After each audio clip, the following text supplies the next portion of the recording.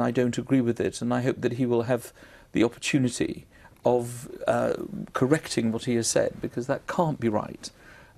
Should he also be suspended? Well, I don't make these decisions. In fact, I'm not. Isn't the question, Keith, how many more Mr. Hussains are there? We just saw him being interviewed, wholly unapologetic, claiming he's been victimised because he's a Muslim. He said that 3 times, I think, maybe 4 times in the interview.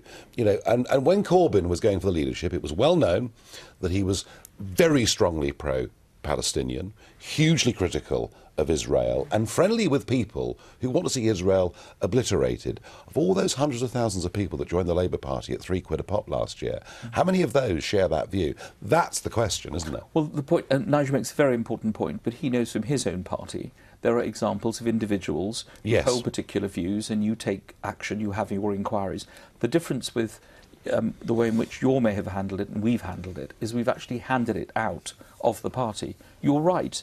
When these views come forward, they need to be dealt with as you have dealt with them in the past. This is Jeremy's way of dealing with it. It's the right way. Shami Chakrabarti, nobody can tell her what to do. She is completely independent, and she will say what she thinks is right. But we shouldn't be in a position where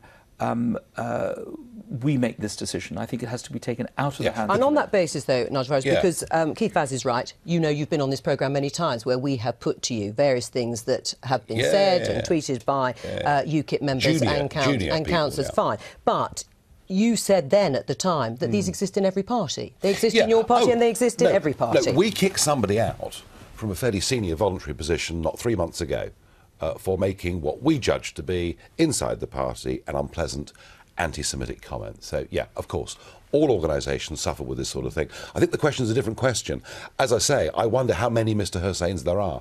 Let's be honest about it. We've already heard that there's been a denial from the Labour Party that 50 being suspended for anti-Semitism is a wild overestimate. It's actually about 60. Well, it'll finish up a lot higher than that. This has just started. You know, once this can of worms is opened, you know, people's social media starts to get looked at. This won't go away in a hurry, and Keith acknowledged that. Yes, absolutely. And said it will take some time. Take longer than 2 months, I'm quite sure of it. The question is, has the Labour Party not allied itself too closely in many Midlands and northern cities with effectively sectarian politics? Right, well, what do you say to that? I mean, is that what's happened, bearing in mind you're in less... The Muslim vote now is very, very big in many of our inner cities, and I suspect...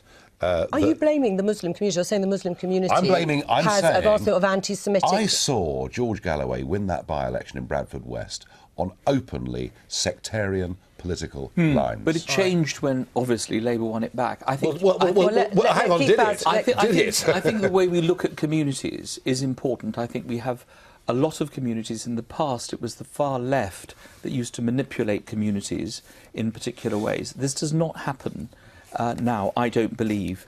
I think that is why it's important to look at these issues very, very carefully and let the community speak for themselves. All right. There are many people who don't share the views that we have heard today coming from this particular councillors, and we should hear from them. Just briefly, Leicester. Yes. Have you been partying all night?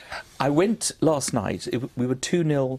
Tottenham was 2-0 up, and we thought we'd lost. There was nobody outside the King Power Stadium. You weren't alone there.